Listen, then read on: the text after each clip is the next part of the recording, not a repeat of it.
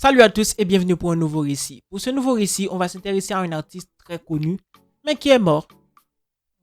C'était mon artiste préféré personnellement, Michael Jackson. Ouh! Donc dans cette vidéo, je vais vous expliquer tout à propos de sa vie privée, malgré que c'était pas vraiment privé, mais on va tout voir. Et si vous aimez aussi l'artiste, restez jusqu'à la fin de cette vidéo pour ne rater aucune des bizarreries dont on a entendu parler à propos de lui. Donc, déjà, c'est parti. Du vrai nom Joseph Jackson, il est né le 29 août 1958 à Gary dans l'Indiana, aux États-Unis. Il était auteur-compositeur, interprète, danseur, chorégraphe et même acteur. Il demeure la plus grande star mondiale de l'histoire de la musique pop. Surnommé le roi de la pop, sa vie et sa carrière fascinent. Michael Jackson naît donc en 1958 dans une famille ouvrière de 9 enfants, dont il est le 7e. Il faut dire que très jeune, le jeune Michael Jackson s'intéresse à la musique et il chante avec ses frères aînés dans le groupe Jackson 5 poussé par leur père. Et ils sont découverts par le président du label Motown et leur carrière démarre de façon fulgurante. Le futur roi de la pop est en fait un prodige. À 13 ans, Michael Jackson s'éloigne quelque peu de ses frères et entame une carrière en solo. En 1979 sort l'album qui changera sa vie et propulsera sa carrière, Off the Wall. Il enchaîne avec Thriller en 1982. Michael Jackson fait tourner toutes les têtes avec ses pas de danse, notamment le moonwalk. Les succès s'enchaînent de sortie d'album en sortie d'album, quel que soit avec Bad en 1987, Dangerous en 1991 ou Invincible 2001. Maintenant, parlons un peu de la vie privée de Michael Jackson. Il faut dire qu'il y a eu beaucoup de scandales autour de sa vie privée. Il a été accusé de beaucoup de choses, telles que plagiat, d'avoir été trop près de deux petits garçons et aussi d'avoir trop aimé la chirurgie. En parlant de la chirurgie, moi je pense que c'est personnel. La personne a le droit de faire ce qu'elle veut de son propre corps. Là c'est personnel, je ne sais pas pourquoi les gens l'ont jugé à propos de ces choses-là. Donc, maintenant parlons du fait qu'il était pseudo-pédo. Donc je ne peux pas dire le reste car c'est interdit sur YouTube je pense. Donc là encore, la justice n'a pas trouvé de preuves tangibles pour l'inculpé en fait. Il a été relâché et on a déclaré qu'il était innocent, donc il n'avait pas commis ces actes. Et maintenant, on est en 2023 et il y a des personnes qui continuent à croire ces genres de choses sur l'artiste. Là, je pense que c'est très mal et qu'il faut arrêter. Et en parlant de plagiat, il n'a jamais copié personne en fait, car on n'a pas trouvé des preuves.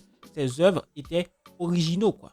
Donc, il a travaillé dur et il a produit des choses que tout le monde aimait et qu'on aime encore aujourd'hui. Donc, il faut respecter ça.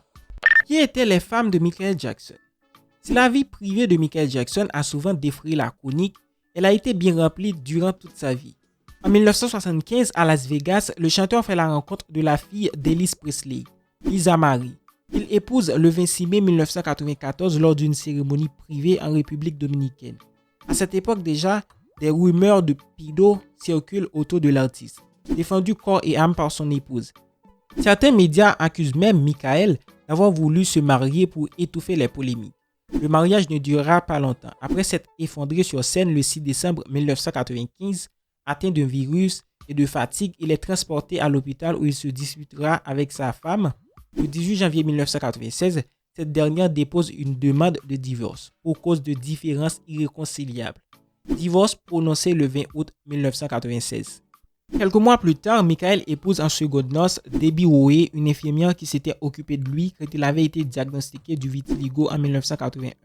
Le couple a un premier fils, Prince Michael Jackson Jr., né le 13 février 1997, puis une fille, Paris Michael, née le 3 avril 1998. Michael Jackson et Debbie Rowe divorcent le 8 octobre 1999. Qui sont les enfants de Michael Jackson? Après leur divorce, Debbie Rowe laisse la garde de ses deux enfants à Michael Jackson, abandonnant ses droits parentaux.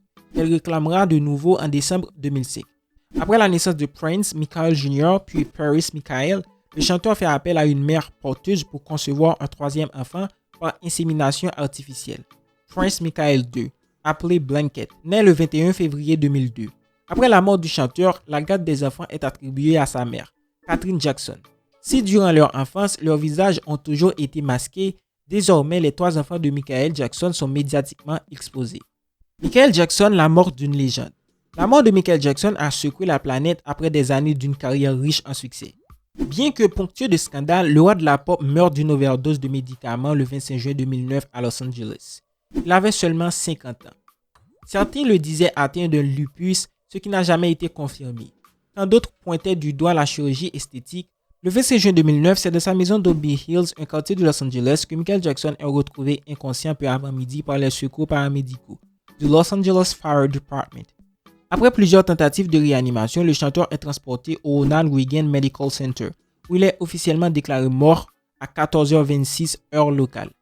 L'annonce de sa mort dans les médias a créé une note de choc, un pic de recherche internet monstrueux et même la saturation de certains sites internet de médias.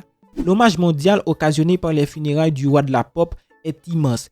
Il y a eu des rassemblements, explosion des ventes d'albums aux hommages d'artistes. L'émotion est planétaire. Maintenant, de quoi est mort Michael Jackson? Après la mort du chanteur, une enquête est ouverte pour déterminer les causes du drame.